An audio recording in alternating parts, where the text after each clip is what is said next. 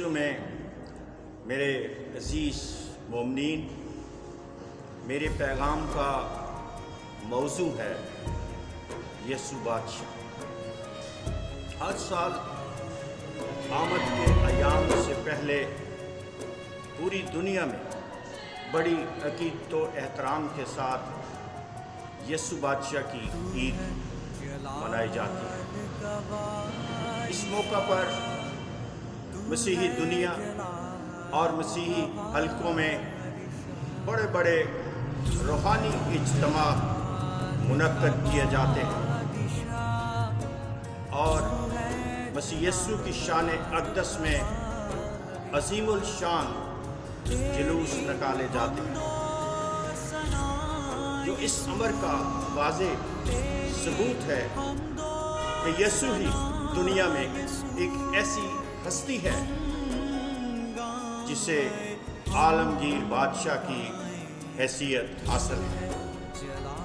Bible مقدس ہمیں بتاتی ہے کہ بنی اسرائیل قوم بڑی مدت کے ساتھ یسوع بادشاہ کا انتظار کر رہی تھی کہ وہ آئے گا اور اس کی بادشاہی میں ہمیں آزادی حاصل ہوگی، اور وہ بڑی مدت کے ساتھ، ایک طویل مدت کے ساتھ یسوع بادشاہ کا انتظار کر رہے تھے، اور ان کی سوچ تھی کہ اس کی بادشاہی میں انہیں خوشحالی حاصل ہوگی اور وہ آرام اور سکون بھری زندگی گزاریں گے اور انہیں کوئی دکھ یا پریشانی نہیں ہوگی، کیونکہ بائبل مقدس میں لکھا ہے کہ خدا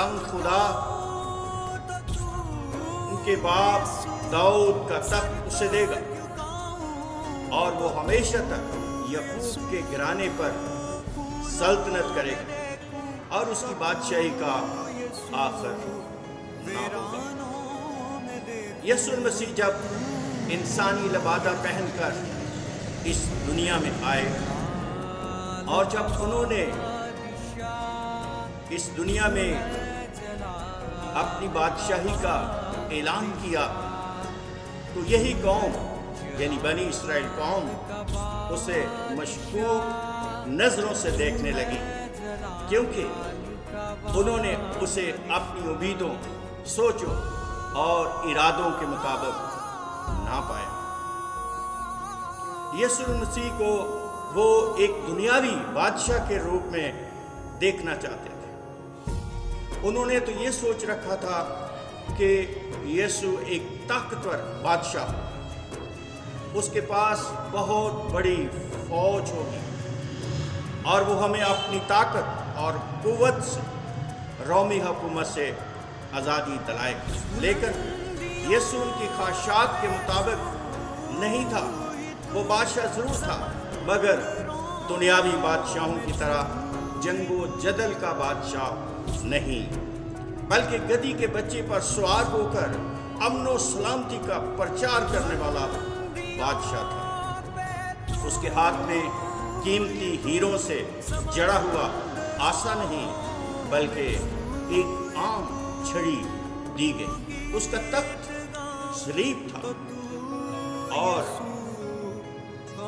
اس کے سر پر سونے کا تاج نہیں بلکہ کانٹوں کا تاج رکھا گیا۔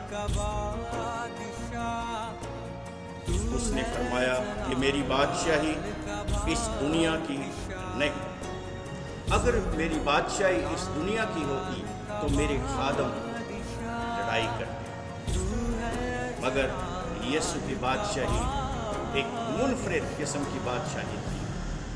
اس کی بادشاہی روحانی بادشاہی تھی، اس کی بادشاہی جلالی بادشاہی تھی، اور اس جلالی بادشاہی کا آغاز اس وقت ہوا جب رسولوں پر روح القدس کا نزول ہوا اور وہ بڑی دلیری اور جرأت کے ساتھ مسیح یسوع کی گواہی دینے لگے، چونکہ مسیح خداوند کل، آج اور ہمیشہ تک یکساں ہے، اس لیے اس کی سلطنت بھی ابدی ہے اور وہ آج بھی ہمارا بادشاہ ہے، لیکن اس کا راج سیاسی سرحدوں سے بالا تر ہے۔ اسے نہ تو تخت و تاج کی خواہش ہے اور نہ ہی مادی شان و شوکت کی ہوس ہے۔ اسے نہ تو فتوحات سے دلچسپی ہے اور نہ ہی اسلحہ بڑھانے کی آرزو، صرف اسے ایک ہی تمنا ہے، اور وہ تمنا یہ ہے کہ وہ انسان کا دل جیتے۔ اس لیے وہ نہ صرف خاندانوں کا بادشاہ ہے اور نہ صرف ملکوں کا بادشاہ ہے، نہ صرف غیر قوموں کا بادشاہ ہے، بلکہ وہ ہمارے دلوں کا بادشاہ ہے۔ وہ دلوں پر حکمرانی کرنے والا بادشاہ ہے، کیونکہ اس میں آدم کی امانت، نوح کا جوش تبلیغ اور اسحاق کی اثار و قربانی موجود تھی۔ اس میں ابراہیم کی بت شکنی، یوسف کا حسن و جمال، موسیٰ کا جوش اور ہارون کی رفاقت موجود تھی۔ وہ بادشاہوں کا بادشاہ ہے، کیونکہ اس میں یوشوا کا جہاد اور داؤد کی خوشحالی اور سلیمان کی حکمت موجود تھی۔ وہ بادشاہوں کا بادشاہ ہے، کیونکہ اس میں ایوب کا صبر اور زکریا کی عبادت موجود تھی۔ وہ بادشاہوں کا بادشاہ ہے، کیونکہ اس میں مقدس یوحنا کی پاک دامنی موجود تھی۔ اس لیے اسے بادشاہوں کے بادشاہ کا مقام حاصل ہے۔ یسوع مسیح بادشاہ ہے اور وہ بادشاہوں کا بادشاہ ہے۔ اس کی بادشاہی عدل و انصاف کی بادشاہی ہے۔ اس کی بادشاہی کے زندہ ثبوت وہ لوگ ہیں جن میں حلیمی ہے، فروتنی ہے، عاجزی ہے، انکساری ہے، اور جن میں محبت اور بھائی چارہ کی فضا پائی جاتی ہے۔ اس کی بادشاہی ہر اس جگہ پر موجود ہے جہاں ہر کسی کے مال و دولت کو تحفظ ہوتا ہے، جہاں بھوکے پیاسے، ننگے، قیدی، بیمار اور لاچار انسانوں کی حاجت روائی ہوتی ہے۔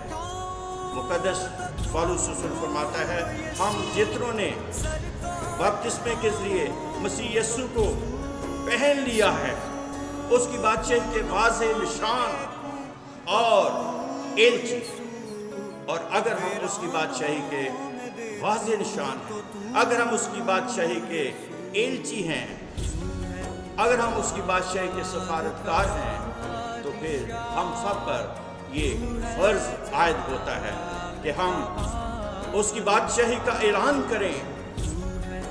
اگر ہم اس کی بادشاہی کے سفارتکار ہیں تو پھر ہمارے لیے لازم ہے کہ ہم اس یسوع بادشاہ کی بادشاہت کو فروغ دیں اور اسے مضبوط بنائیں اور اسے مستحکم کریں۔